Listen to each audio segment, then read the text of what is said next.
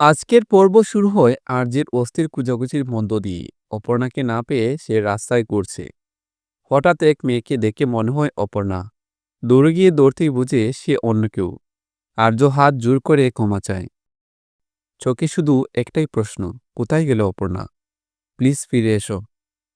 বাড়িতে সবাই দিশেহারা। সুমি হাত জোর করে রাজলক্ষ্মীর কাছে কাঁধে টাকা পয়সা কিছুই চাই না, শুধু আমার মেয়েটাকে ফিরিয়ে দিন। হঠাৎ জোর উঠে। তারা সুন্দরীর মায়ের করে প্রদীপ নিভে যায়, যা দেখে সে ভয় পায়। মঙ্গল প্রদীপ কখনো নিবে না, আজ নিভে গেল।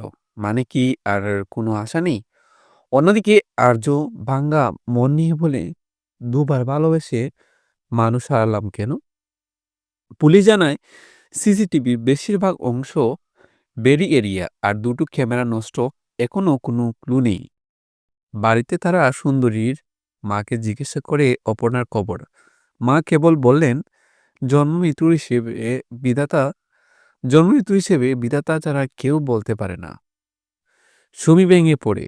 সতীনাথ রেগে বলে, আমার ভরসা ছিল আপনি ওকে ফিরিয়ে আনবেন, কিন্তু কিছুই করলেন না।